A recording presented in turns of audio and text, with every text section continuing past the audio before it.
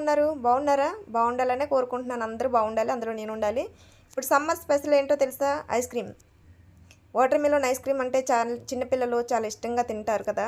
Ice cream అంటేనే సమ్మర్లో మరి ఇంకా అడగక్కర్లే. మనం ఎక్కడంటే అక్కడ చూసిందల్లా కొనుక్కొని తింటూ ఉంటారు పిల్లలు కూడా.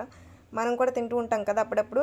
అలాగే ఇంట్లోనే వాటర్ మిలన్తోనే తయారు చేసుకోవచ్చండి. చాలా టేస్టీ ఐస్ క్రీమ్ అని, సింపుల్ కూడా, చాలా సింపుల్. ఎవరైనా తయారు చేసుకోవచ్చు, ఈజీగా అయిపోతుంది. నేనైతే ఒక కాయ వాటర్ మిలన్ తీసుకున్నాను. ఒక వాటర్ మిలన్ తీసుకొని అది 2 ముక్కలు చేశాను. 2 ముక్కలు చేసి ఆ ముక్కల్ని కూడా చిన్న చిన్న ముక్కలు తీసుకొని మధ్యలో ఉన్న రెడ్ పార్ట్ మొత్తం కట్ చేశానండి. మధ్యలో ఉన్న రెడ్ పార్ట్ మొత్తం కట్ చేసా. కట్ చేసింది రెడ్ పార్ట్ అంతా ఉంటుంది, గింజలతోనే కట్ చేసేసుకోవచ్చు, ఏం కాదు. గింజలు ఉన్న ప్రాబ్లం ఉండదు, ఎందుకంటే అది జ్యూస్ మొత్తం వడకడతాం కాబట్టి గింజలు ఉన్న ప్రాబ్లం ఏమి ఉండదు. ఇలా కట్ చేసుకున్న రెడ్ పార్ట్ మొత్తం ఇలా చిన్న చిన్న పీసెస్ లాగా కట్ చేసుకోవాలి. చూసారా, నేను చూపిస్తున్నట్టుగా చిన్న చిన్న పీసెస్ లాగా కట్ చేసుకోవాలి. Only red part. నాకైతే హాఫ్ సరిపోయింది, హాఫ్ అలా కట్ చేశాను నేనైతే.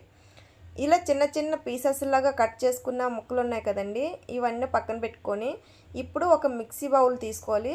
జ్యూసర్ అంటే నా దగ్గర జ్యూసర్ ఉంది, జ్యూసర్ అయినా పర్వాలేదు, లేదు అంటే మిక్సీ అయినా వేసుకోవచ్చు. ఈ జ్యూసర్లో ఈ చిన్న చిన్న కట్ చేసుకున్న ముక్కలన్నీ ఆ జ్యూసర్లో వేసేసుకోవాలి. జ్యూసర్లో వేసుకున్న తర్వాత అందులో 3 స్పూన్లు 4 స్పూన్ల వరకు కొంచెం షుగర్ వేసుకోవాలండి. ఎందుకంటే స్వీట్నెస్ అనేది ఆల్రెడీ ఉంటుంది కాబట్టి ఓ 3-4 స్పూన్స్ సరిపోతాయి. లేదు అది చప్పగా ఉంది అనుకుంటే ఎక్స్ట్రా కూడా వేసుకోవచ్చు. షుగర్ వేసుకున్న తర్వాత చిన్న సాల్ట్, ఒక నిమ్మ చెక్క పిండాలి. ఒక నిమ్మ చెక్క పిండిన తర్వాత చిన్న సాల్ట్ కూడా యాడ్ చేసుకోండి. చిన్న సాల్ట్ టేస్ట్ బాగుంటుంది కాబట్టి యాడ్ చేసుకొని దీన్ని బాగా మిక్సీ గ్రైండ్ చేసుకోవాలండి. మెత్తగా గ్రైండ్ చేసేయాలి, బాగా గ్రైండ్ చేసుకోవాలి మెత్తగా. బాగా గ్రైండ్ చేసుకున్న తర్వాత ఇలా వస్తుంది. ఇలా వచ్చిన దాన్ని నా దగ్గర జాలి లేదు కాబట్టి వడగట్టుకునేది నేను ఇలా దీంతో వడగట్టేస్తాను ఏదోలాగా. మీ దగ్గర పెద్దవి ఉంటాయి కదా, పెద్ద జాలి ఉంటే పెద్ద జాలీలో అయితే ఈజీగా అయిపోతుందండి. వడగట్టిన తర్వాత జ్యూస్ ఇలా వస్తుంది.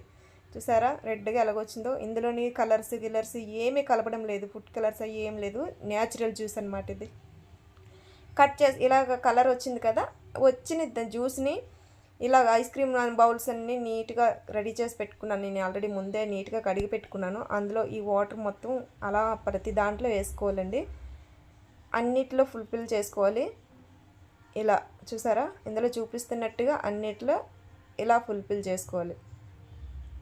ఫుల్ఫిల్ చేసుకున్న తర్వాత దీని క్యాప్స్ ఉంటాయి కదా, స్పూన్స్, ఈ క్యాప్లన్నీ కొద్దిగా టైట్గా పెట్టేసేయండి. మళ్ళీ లూజ్ ఉందనుకోండి, లూజ్ ఉన్న దాని ఏంటంటే ఇలా మనం పెట్టేటప్పుడు అంటే ఒలిగిపోతుంది అనమాట, పోతుంది కిందకి జ్యూస్ మొత్తం. అలా పోకుండా టైట్గా క్యాప్స్ అన్నీ పెట్టేయండి.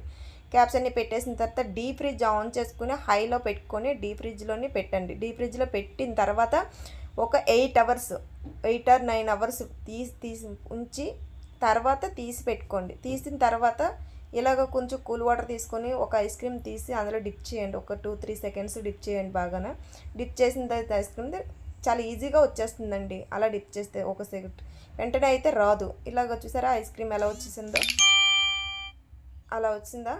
వచ్చేసిన దాన్ని ఇలాగ అన్నీ అలాగే తీసుకోవాలి. అన్నీ తీసుకొని ఇలా ప్లేట్లో సెర్వ్ చేసుకొని తినాలండి. చాలా అంటే చాలా టేస్టీగా ఉంటుంది. ట్రై చేయండి మీరు కూడా ఒకసారి.